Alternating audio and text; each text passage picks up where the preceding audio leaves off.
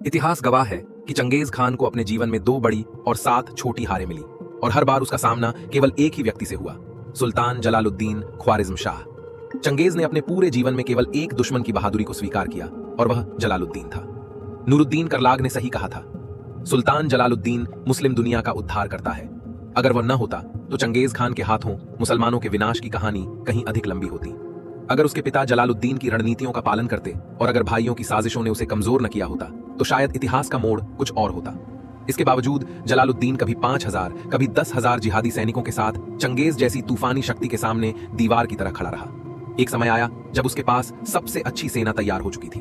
उसने Genghis Khan को चुनौतीपूर्ण पत्र लिखा, मैं यहीं मौजूद हूं, तुम आ रहे हो या मैं आऊं। मेजर राउटी लिखते हैं कि यह चंगेज खान के जीवन में पहला मौका था जब किसी ने उसे इतनी खुलेआम चुनौती दी। चंगेज इस चुनौती को स्वीकार करने की हिम्मत नहीं जुटा सका। वो जानता था कि यह पत्र किसने लिखा है। अमीर अता के अनुसार इस चुनौती ने चंगेज खान को पागल कर दिया। वो अपनी सेना की तैयारी में लग गया, लेकिन उसके दिल में एक डर बैठा था कि जिसके साथ वो लड़ने जा रहा है वो जलालुद्दीन है। फिर घोड़े के झगड़े की वजह से अफगानी सरदार अपने दस्ते के साथ अलग हो गए। खबर मिलते ही जलालुद्दीन तंबू से भागता हुआ निकला, उनके पीछे दौड़ा, रोती आवाज में विनती की, इस तरह मत जाओ, मुसलमानों के भविष्य पर रहम करो। लेकिन कोई नहीं रुका और सेना का बड़ा हिस्सा अलग हो गया। चंगेज खान उसी पल का इंतजार कर रहा था। फिर वो दिन आया जिसे इतिहास ने खून से लिखा। सुल्तान जलालुद्दीन 30,000 शरणार्थियों, 3,000 घुड़सवारों और केवल 500 रक्षकों के साथ भारत की ओर बढ़ रहा था और चंगेज खान 50,000 की सेना के साथ उसके पीछे पहुंच गया। 3,000 का मुकाबला 50,000 से था।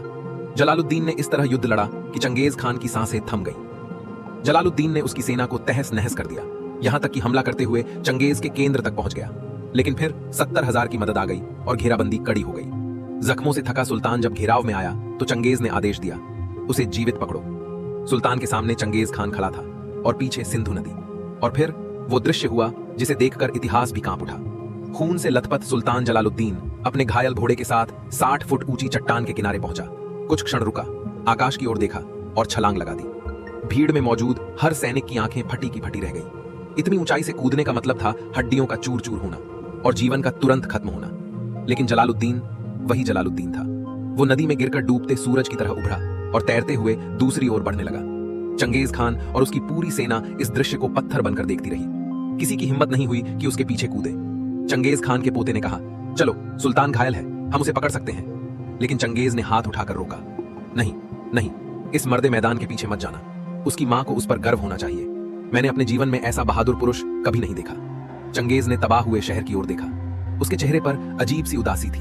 ये पहली जीत थी जिस पर उसे कोई खुशी नहीं हुई। वो सोच रहा था, क्या मैं वास्तव में पूरी दुनिया जीत लूंगा?